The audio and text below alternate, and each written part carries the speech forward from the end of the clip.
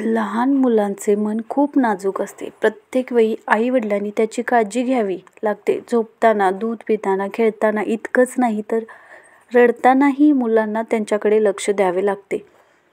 तर मुलं रडत असतील तर आपण त्यांच्याकडे दुर्लक्ष केले तर बरीच मुलं अजिबात रडणं थांबवत नाही. तासनतास रडत बसतात. त्यामुळे त्यांना अनेकदा ताप येतो. मुले जसजशी मोठी होऊ लागतात त्यांचे नखरे वाढतात.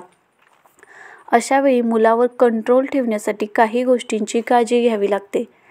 मुलांच्या मनासारखं काही झालं नाही तर त्यांना राग व्यक्त करून आपल्या भावना दर्शवतात.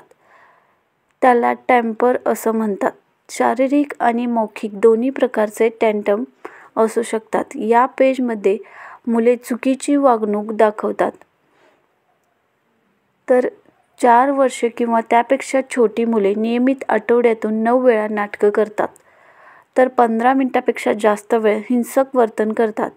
हा चिंतेचा विषय आहे. एक्सपर्ट्स सांगतात की मुलांच्या वागण्यातील बदललेला टेम्पर टँट्रम म्हणतात, ज्यामुळे मुलं चिडचिड करतात आणि खूप रागवतात. अनेकदा मुले उपाशी असू शकतात आणि त्यांना भूक लागते, झोपेची कमतरता जाणवतात. पेरेंट्सनी या गोष्टीकडे लक्ष द्यायला हवं. जास्त रिॲक्ट करण्यापेक्षा थोड्या वेळासाठी एकटं सोडायला हवं. जेव्हा मुलांची आवडती गोष्टी जर त्यांना दिली नाही किंवा त्यांच्याशी मनासारखं बोललो नाही तर मुले रागवू लागतात किंवा रडायला लागतात. अशा वेळी मुलांकडे फार लक्ष देऊ नये. बाहेर नेल्यानंतर अनेक वेळा मुले अनावश्यक गोष्टीची मागणी करतात. अशा स्थितीत पालक त्यांनी नाही म्हणतात. पण हे करू नका, कारण तुमच्या नाही म्हणण्याने मुलं आणखी चिडू शकते. नाही म्हणण्याने मुलं आणखी रागराग करू शकतात.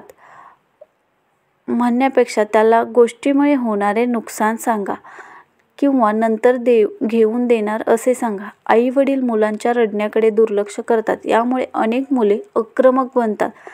त्यांच्या पालकांना जास्त त्रास होऊ शकतो. म्हणूनच मुलांना फार ओरडू किंवा रागवू नये.